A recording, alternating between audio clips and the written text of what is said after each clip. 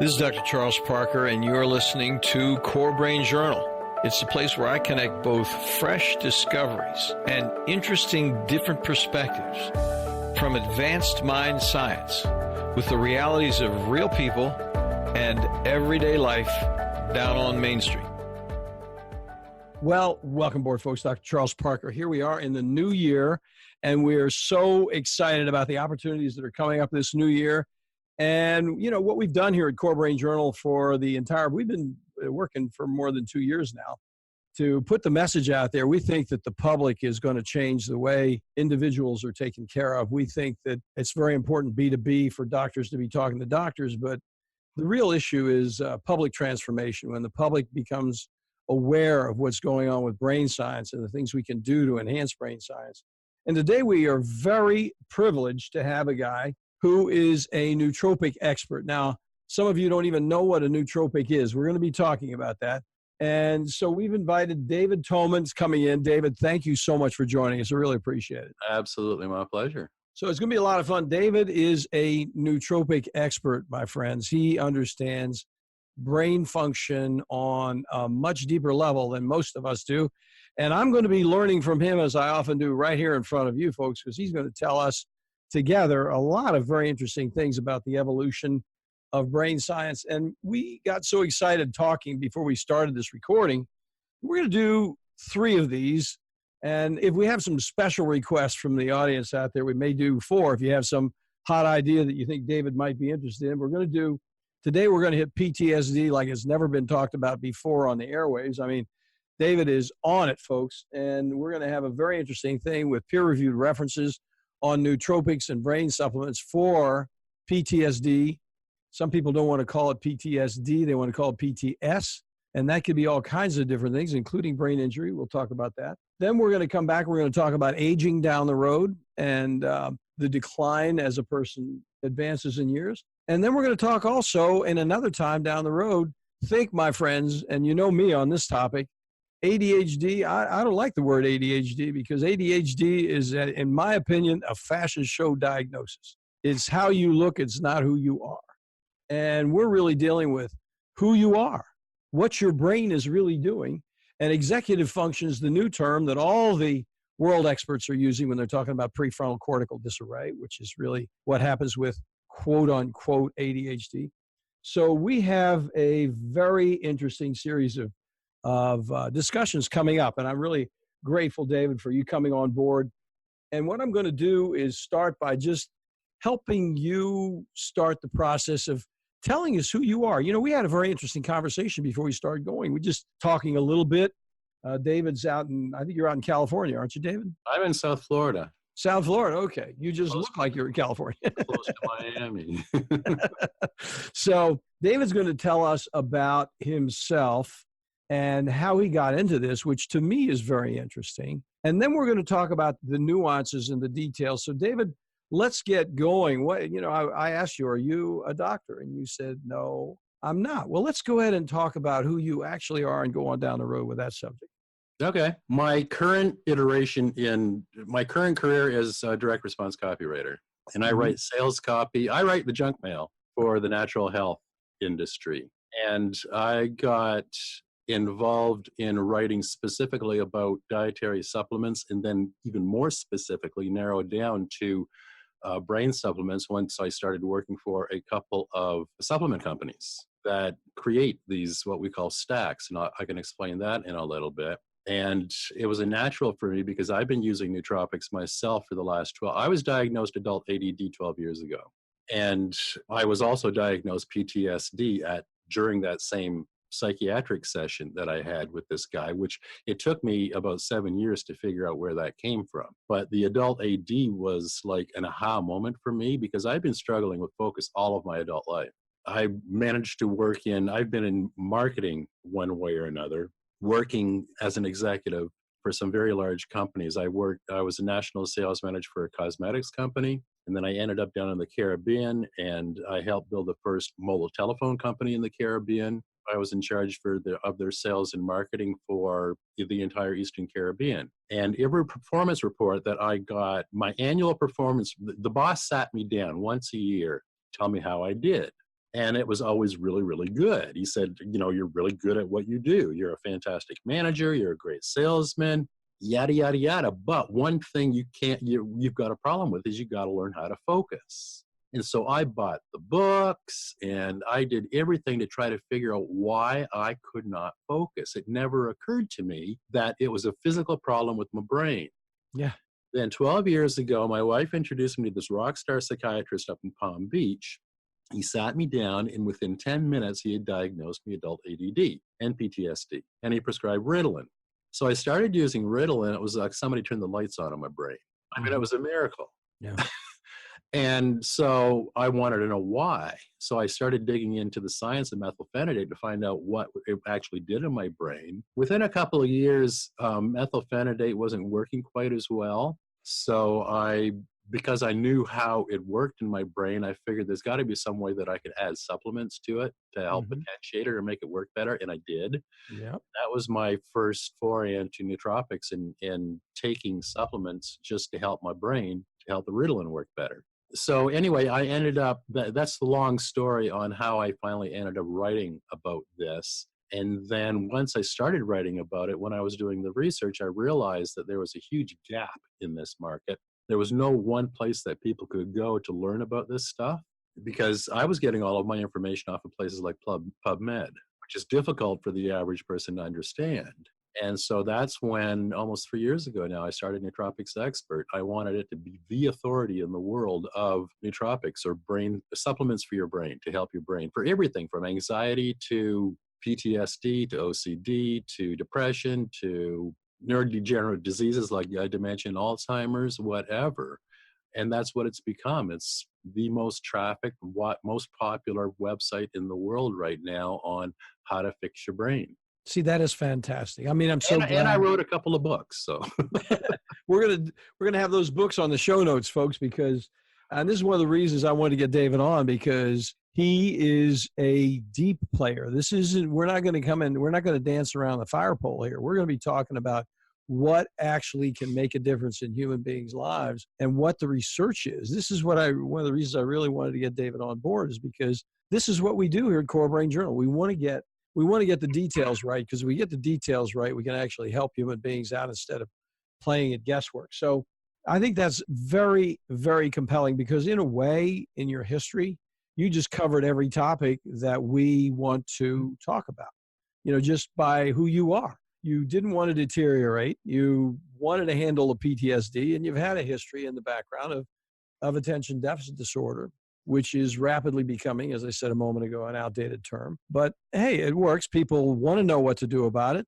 And I think what's going to happen, David, is you're going to be able to tell us not to just throw things at a person's brain willy-nilly, but here is how you can evaluate and treat these conditions effectively. And that's the whole bottom line. So let's get started. Let's talk about PTSD a little bit, because I think, first of all, even the term, now I've been pronouncing it nootropic, but you pronounce it nootropic. There's a big debate in the neurohacking and biohacking space about how to pronounce it. And I figure that it's not worth arguing about how to pronounce it. Okay. I say nootropic. Other guys pronounce it nootropic. The term was actually coined by a guy named Dr. Gurgia, who is a Romanian chemist back in like 1971 or something. This is a few years after he invented paracetam. Oh, really? In Russia, yeah. He was the one that came up with the word nootropic. And it actually comes from the Greek nou, which is for mind, and trepain, which is to bend, or like tropics, to bend the mind. And now we use that, but we make a distinction between nootropics and smart drugs. Oh, please tell us that. Yeah, the real serious people, because Gurgia, he said, we're going to call it, this is what it's called, but these are the criteria that you have to use if you want to call it that. And I haven't got it right in front of me, but there were things like they have to be able to help your brain without harming your brain. They can't be artificially stimulating. They can't be artificial. Things like that. You couldn't hurt yourself using this stuff. I got you. Yeah. And smart drugs you could. Smart drugs you could, because I call smart drugs, I'm referring to things like Ritalin, which I use, Adderall, modafinil, those kinds of things. And I don't even write about those, except I refer to them once in a while when I'm writing about the natural supplements. It is absolutely possible to heal your brain using natural stuff. See, that's It's been fantastic. proven Yeah. thousands and thousands and thousands of times. So there's a big difference between nootropics and smart drugs, in my opinion. So the ones that we're going to talk about today for PTSD are all natural stuff. See, that's great. And I think really the start, I really didn't think about this in advance, so I don't want to appear as if I did. But, starting with PTSD is a great place to start if you think about it, David, because it's one of those things. Now, your psychiatrist was really a very strong guy. He picked up a nuance of something with Yep. you to really figure out what it is. But there are so many people dealing with trauma in our lifetime. And we've been talking to a number of people here in Core Brain Journal about different types of trauma. But what we're going to do is, first of all, it's kind of acute. It's like, hey, here's this thing that just reminds us, it continues to be there. Let's define it to get started. It's a great place to start the conversation. Okay. Well, PTSD was first defined in 1980 by the American Psychiatric Association in the Diagnostic and Statistical Manual of Mental Disorders, or DSM-3. And the American Psychiatric Association defines PTSD as, and I quote, this is from their manual, a traumatic event was conceptualized as a catastrophic stressor that was outside the range of usual human experience. Ouch. Did you get that? Yes, I did. A traumatic event was conceptualized as a catastrophic stressor that was outside the range of usual human experience. And what they had in mind when they made that definition was things like war, torture, rape, the Holocaust, atomic bombs, and natural and man-made disasters. Now, and you know this, while most people that are exposed to traumatic events do not develop PTSD, others go on to develop like a full-blown syndrome. Yes. Like I did. And it was not as severe as somebody that was coming back from Iraq, but it was severe enough that once I started looking through the symptoms, I went, oh, okay. Ouch. That's what the psychiatrist was talking about and how he picked up on it. And I developed PTSD, I'm convinced, when I went through a Category 5 hurricane. And I'd never been through something like that in my life. I didn't know. I was newly married, and we were in Antigua, and we were hiding in a concrete enclosure inside a great big hotel underneath a table for 24 hours as things were just being ripped apart around us. And when you're in that kind of situation, you don't realize that you're just kind of like going, oh shit, for 24 hours. Because you don't know if you're going to die or not. Right. And that's going to affect you it's got to affect you some way or another. Yes. So a person that's been exposed to a catastrophic event or repeated exposure to horrific consequences of a traumatic event, like police or body handlers, right? Yes. Yes. The symptoms, let's quickly go over some of the symptoms here. They're broadly divided into re-experiencing symptoms, avoidance symptoms, arousal or reactivity symptoms, cognition or mood symptoms, and then there's children with PTSD. So under re-experiencing symptoms, we've got flashbacks, nightmares, or frightening thoughts. Avoidance systems are avoiding places, events, or objects that are reminders of the experience. I go into more detail on nootropicsexpert.com, but arousal or reactivity symptoms, the hypersensitivity, that was my deal. Easily startled. I would just I would hear a noise that you would not even notice, and I would jump.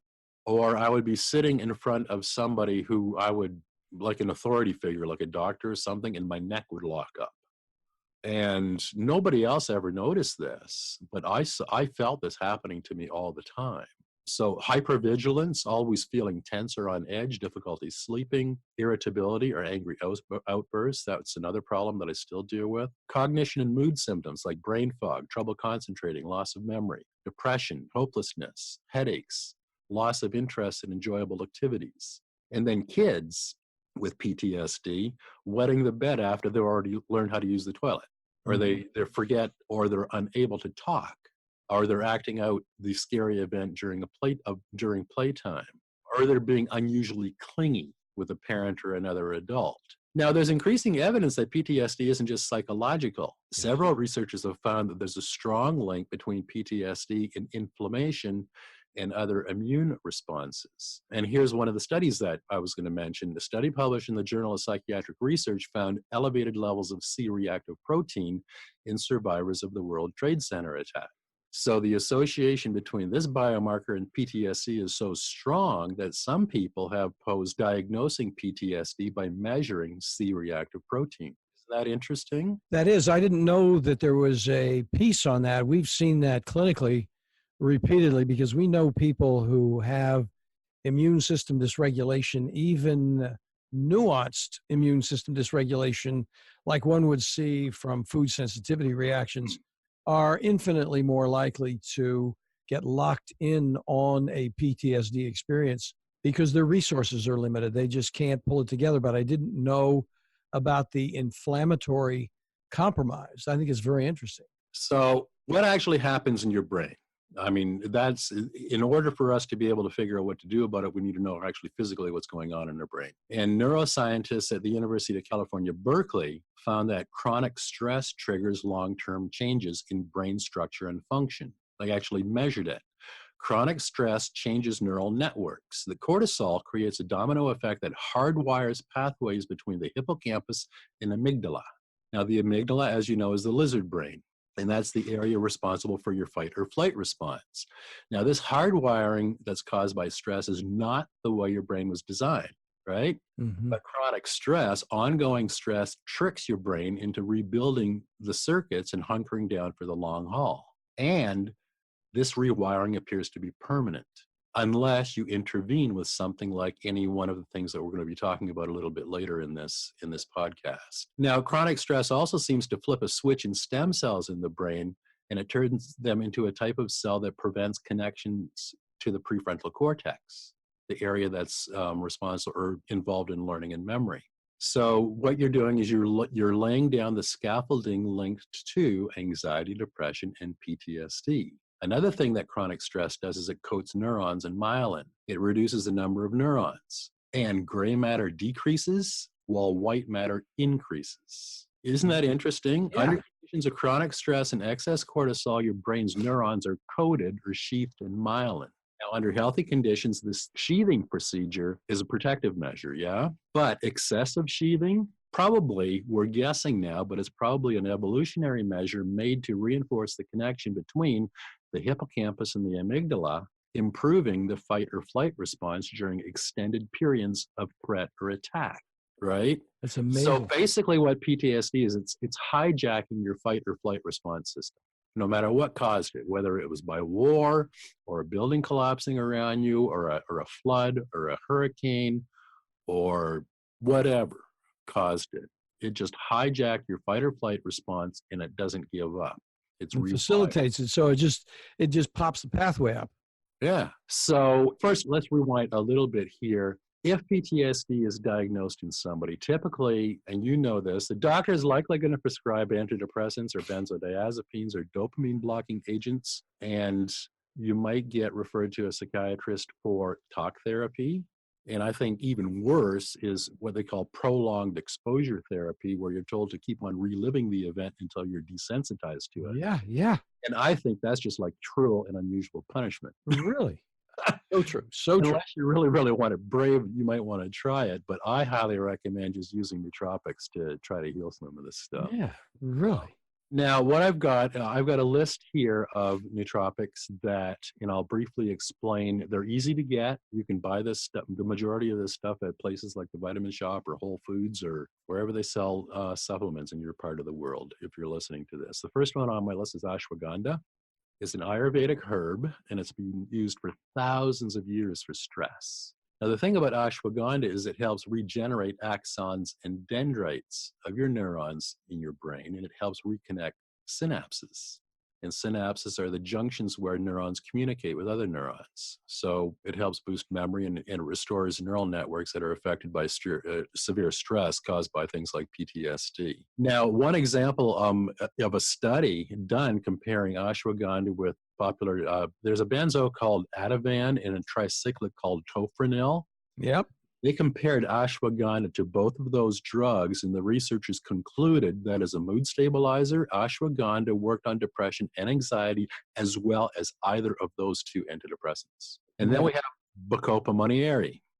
This is a perennial aquatic herb from Southeast Asia that it's also known as water hyssop or Brahmi. It's named after the supreme god Brahma. It's been used for thousands of years, and it's got bacosides A and B, which are the two active components. And those help improve the signaling of the electrical impulses between the neurons in your brain, and they also help rebuild the damaged neurons, the same neurons that are damaged by chronic stress, like from PTSD, and it reduces stress and anxiety. Now, there's been a lot of research on this, and one that I linked to that I'll send you the links to all of these clinical studies. This was done at Banaras Hindu University in India. It showed that Bacopa was as effective for anxiety as the benzo lorazepam.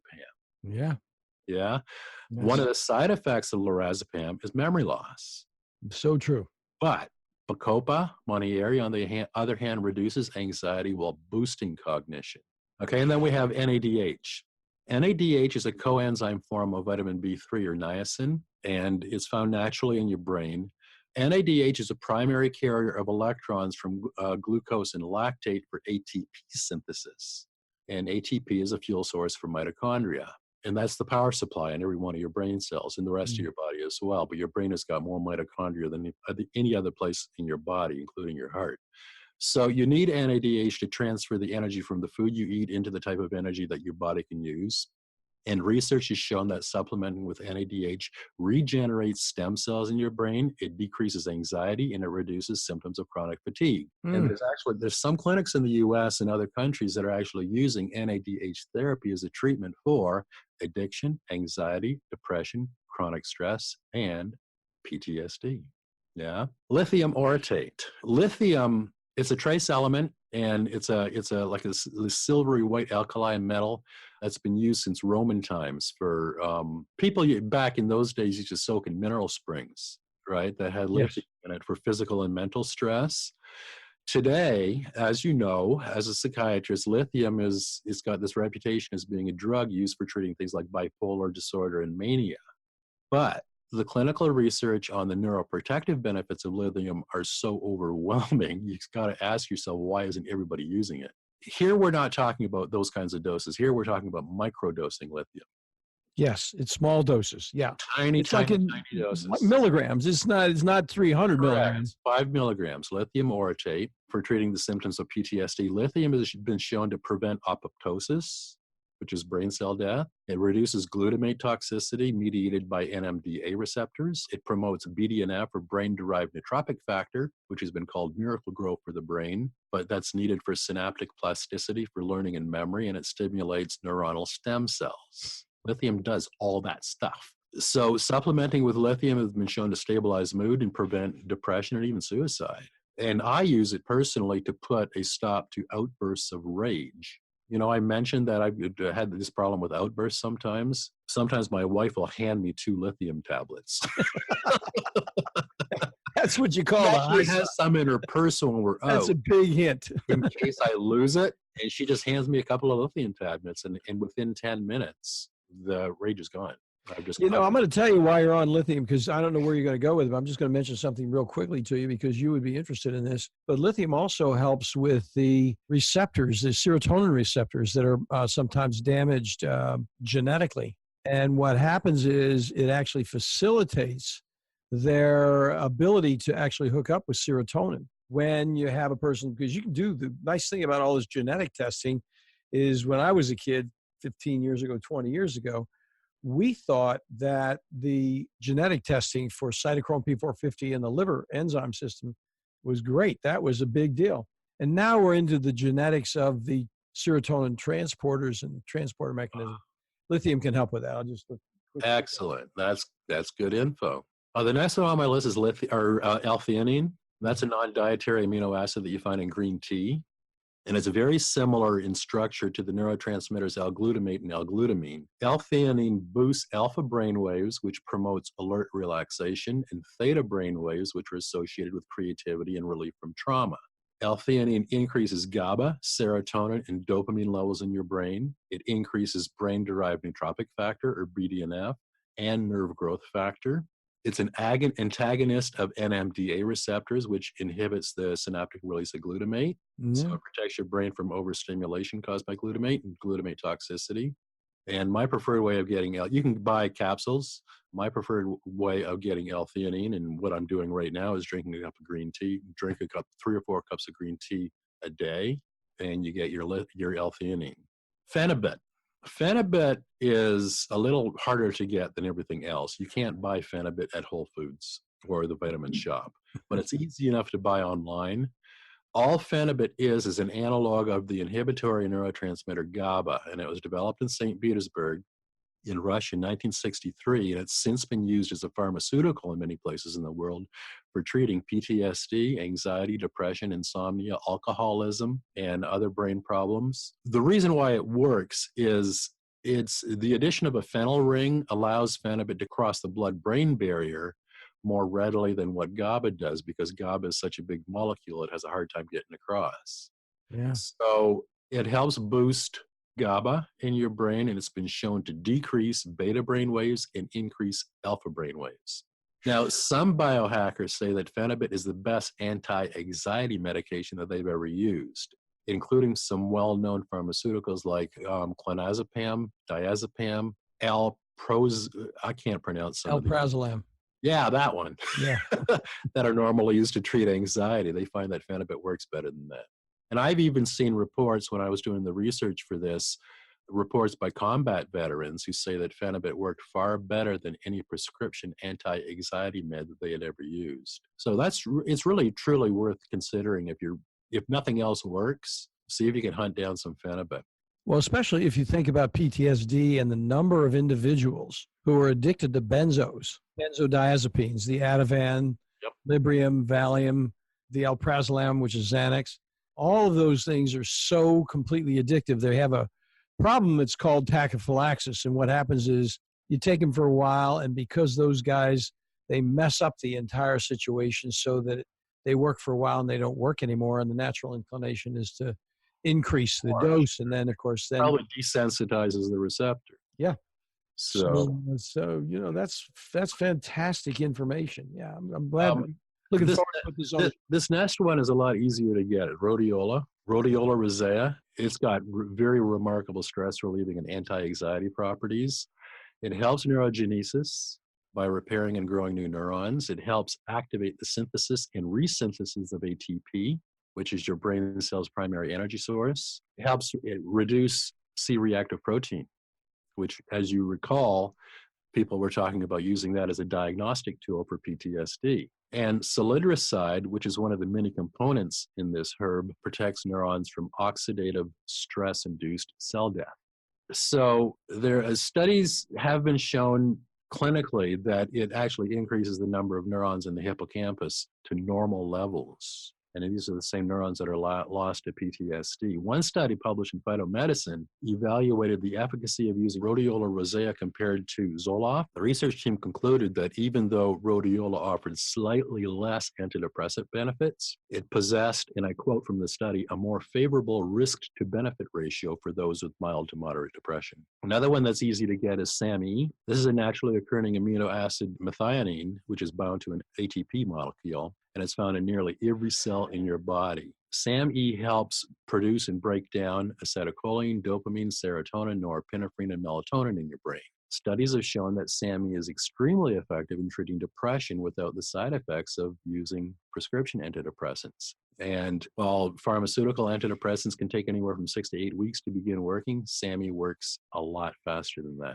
I'm going to pause you just for a second and tell you a quick thing. You may not know this, and I think it's just so interesting because some of our listeners may have heard. If you get a chance, David, you want to go over to listen to my interview with Bill Walsh on Core Brain Journal, and he's at 115. Bill Walsh is one of the international thought leaders on methylation process.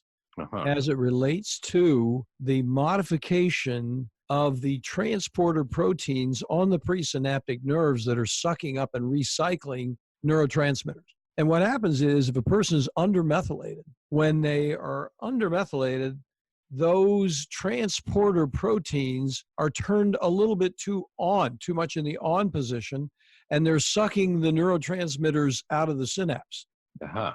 And then when you do SAMe, you come in and you put a little methylation on the process. It slows them down so that there's a better balance between what's being taken back up and what remains in the synapse, so that you can actually have efficacy increase from a previous problem of undermethylation. That makes perfect sense. You get a kick out of that. We should probably throw in a bit of caution here, though, but if you're using SAMe, it needs vitamin B6 and B12 and folate to work. Otherwise, just taking SAMe on its own is just going to elevate your homocysteine levels. High homocysteine causes heart attacks. Yeah. Yeah. We've got one more on the list here, and that's St. John's wort. St. John's wort is a really potent antidepressant, and it's been used to treat a variety of illnesses, both internal and external, dating back to the Greeks. St. John's wort does a lot of stuff. It inhibits the uptake of serotonin, dopamine, GABA, glutamate, norepinephrine. And when you inhibit the neuronal uptake of these neurotransmitters, it's got a profound effect on depression and mood. St. John's wort extract decreases oxidative stress, it prevents neurotoxicity and brain inflammation, and it helps maintain mitochondria electrical potential in brain cells. St. John's wort moderates the genes controlling the function of your HPA axis, which is directly related to symptoms of anxiety and stress. In 1977, the British Medical Journal published a meta-analysis of 23 previously published studies on St. John's wort that they took from foreign medical journals, and the analysis showed that overall St. John's wort was significantly superior to a placebo and was as effective as a pharmaceutical antidepressant. The same journal published another study in 2005 showing that St. John's wort was equally effective in treating depression and better tolerated than Paxil. So it's been extensively studied for treating a wide range of health disorders, including PTSD. But you got to use caution in using St. John's wort. If you're using on any kind of antidepressant medication, you got to be super, super careful, or you got something like serotonin syndrome. And I've got links to all of those precautions and stuff like that in my main article on PTSD and on St. John's wort over on Nootropics Expert. You know what? I'm going to stop right there because I just realized real quickly, David, that we didn't talk about your book, The Secrets of the Optimized Brain. Secrets of the Optimized Brain is a free download. All you have to do is go to nootropicsexpert.com, and on all pages, either at the top or in the right sidebar, is an opt-in form. You just put in your email address and I'll send you a copy of the book. It's about 75 pages, and what it is basically a little manual of, I forget how many, 72 different supplements, what they are, just a brief summary of what they are, what they do, and how much to take. So that's a free download. My big book, Head First, that's almost 600 pages. Yeah, that's the big one. That's a manual. That's a manual on how to fix your brain. That is exciting, and I want to make sure before we go any further, right while we're talking about resources that you have, I want to make sure that we drive people over to your YouTube site. In fact, you've got so many things over there. Why don't you tell us a little bit about that while you're on the subject? YouTube channel is one of the most popular channels on YouTube right now for talking about nootropics and dietary supplements for your brain. The last time it keeps on going up by 2,000, but the last time I checked, I think it was 22,000 subscribers. I've got, 92 videos on there that cover everything from alpha lipoic acid to zinc and everything in between. So if you don't like reading, but you like watching videos, just go to YouTube and start typing in nootropics, N-O-O, tropics, and Nootropics Expert is suggested right near the top. And I'm actually going to be doing some videos tomorrow. Oh, that's fantastic. That is just fantastic. Well, what I want to do, we have just a few more minutes here, and I want to tap your brain on just to take this conversation just a little bit further down the road in terms of, first of all, I want to thank you right now before we go any further for just a remarkably good summary right off the top of your head of what to do about PTSD and some very constructive ways that can help out the neurophysiology of brain function. Some of the words that David was using, friends, were over your heads. Okay, that's true. Because he's using some science, and he's talking about neurotransmitter systems, GABA, and this and that and the other thing, L-theanine. But listen, this is part of what we're doing here at Core Brain, is introducing you to the language that honestly we all need to know. So a good place, if you're not well read, is to start at YouTube channel and to download his book and to take these little messages that David has and start to learn about the application, so you can actually take the next step that I'm going to ask David about right now. And that is, let's try to put this a little bit more into a package if we can, David. And not to put you on the spot a little bit, but I think people are going to say, okay, that's a lot of really cool information. Okay. But I've got some serious PTSD. What do I do? Start with a combination of, and you can write these down, ashwagandha or Bacopa monnieri, lithium orotate, NADH, SAMe with a high-quality B-complex supplement, and rhodiola. So that's 1, 2, 3, 4, 5 supplements. It is very unlikely that you're going to treat something as serious PTSD with one thing. There's no such thing as a one-pill solution here. We call this a nootropic stack. It'll take a nootropic stack of 5 or 6 different supplements to help relieve you of your symptoms, but it really does work. All right, let's take a moment to talk about that word stack, because that word is not familiar to a lot of our audience. So let's take a moment to just explain that, please. Okay, take a look at the back of your multivitamin. The list of all those vitamins and minerals, when you put those together, we call that a stack. Basic. It's basic. It's individual ingredients stacked together and taken together. Now, each one of these has specific dosing instructions. So you would use my book, either one, Secrets of the Optimized Brain or Head First, or the website, or Nootropics Expert, or the YouTube channel, and get the dosage instructions. And dosage instructions are often different than what's on the label. So if you go to Whole Foods or the Vitamin Shop or wherever you go shopping for supplements in your part of the world, and you get ashwagandha, chances are real good that their recommendation of how much you should take is different than what I've found in clinical studies and practical experience that actually works. It could be higher or it could be lower. Oftentimes it's a little bit higher. But yeah, that's a stack of 5 different supplements along with a high quality B complex vitamin. And you take that every day, and there's no wow factor here. It's not, so you're going to feel different. You're going to feel different pretty soon. You'll probably feel better right away. But the big changes, you're not going to realize for 2 or 3 months down the road when you're not paying attention and you realize that something happened, somebody cut you off in traffic and you didn't react. Or somebody yelled at you and you didn't react. Or you got to the grocery store and you forgot the shopping list on the fridge and you remembered everything that was on the shopping list. And that never happened before. Or your sleep was better. Or your sleep is better. Or your mood is better. You're in a better mood all day. But this stuff really, really does work. See, that is a fantastic, David. I can't tell you how much I appreciate the bringing it down to a very utilitarian level right there where we can go out and do something about it. Now, I want to clarify one point, which you said kind of quickly, and I know it entered my mind, so it's going to enter other people's minds. Do you think, generally speaking, the recommendations from something you buy at Whole Foods is lower or higher than what's recommended in the literature? It depends.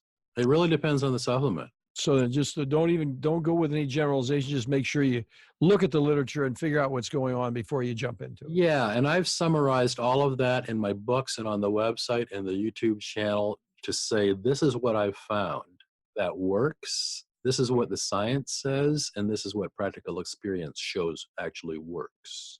Fantastic. So you got to do a little bit of research. I mean, you take responsibility for your own health. If you want to get better, take the initiative.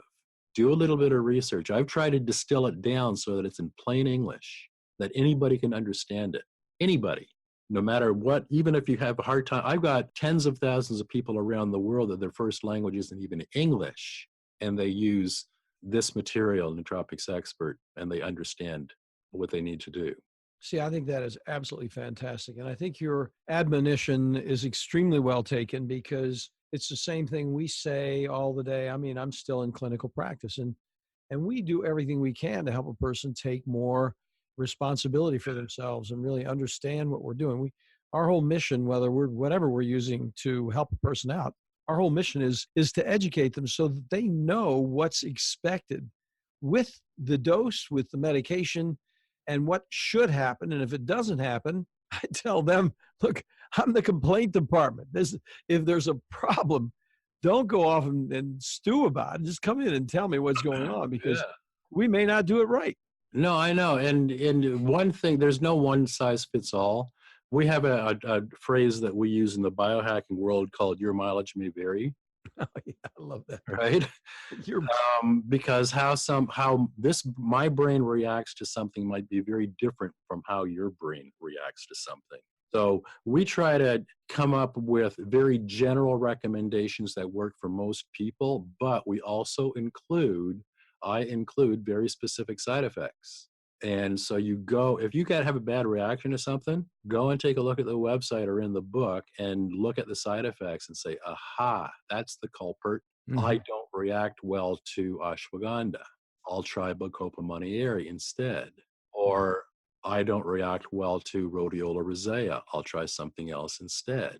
That's the idea, is you just keep on experimenting until you find the sweet spot and something that actually works. What a useful, it's so helpful. We really appreciate you taking the time on here. We're going to close down, but I want to remind everybody as we start to close down here, David, thanks so much. We're going to have David and I agreed, we're going to talk some more about two other absolutely germane topics, which are related to nootropics and related to brain function and related to the literature and the growing literature of what others can do, what others have found and that you can do to actually help your brain in the aging process and with ADHD. And we're going to come back. We're going to have two separate sessions for those, because each one is loaded with tons of information. And as you can see, we've been talking nonstop. I would say even David's been talking pretty well nonstop. I interrupted him just a couple of times because I think it's great. Why would I interrupt somebody that's just putting out so much great information that everybody can use from a guy who's a world-class expert on a topic that every single person listening to Core Brain Journal should be significantly involved with? So we really thank you a great deal, David. We're going to look forward to having you come back. And is there anything you want to say in closing, my friend? My motivation is nootropics saved my life. They really did. 6 years ago, I was diagnosed with a very severe hypothyroid, and my life tanked. My marriage was falling apart, lost all of my business. I was going broke, and I just felt like I wanted to die. And I even had 2 different neurologists test me for pre-onset Alzheimer's, early onset Alzheimer's. Mm-hmm. And it came out negative. It wasn't Alzheimer's or dementia, but I lost my memory. And I knew enough about nootropics at that stage that I knew that if I wanted to get better, I was going to have to figure it out on my own, because the doctors couldn't help me. And I did. Mm-hmm. And now my brain is working better than it ever has before. So if it works for me, it can work for anybody in the world. It really can. And I hope this message reaches the person that needs that help. Well, I share that concern with you. I appreciate your contribution. I want to talk to you about some other matters real quickly. So when we finish this recording, please hang on for a little bit, because I got some other things to talk about. But thank you again, David, for coming on board. Just an outstanding discussion and presentation. Really appreciate it. Absolutely. My pleasure. Thank you. Thanks for listening to Core Brain Journal. We're working every day behind the scenes to bring you reports that connect research benches with those street trenches. Here we share the complexity of mind science because, as you know, details really do matter. One of the most pervasive, misunderstood challenges is how commonplace medications, like those written for ADHD, are used so regularly without clear guidelines. If you think you'd like more specifics, take a minute to download my 2-page PDF packed with video links and references on the absolute essentials of how to start ADHD medications. They're easily available at corebrainjournal.com/start. Thanks for listening. Do connect and stay tuned. Together we can make a difference.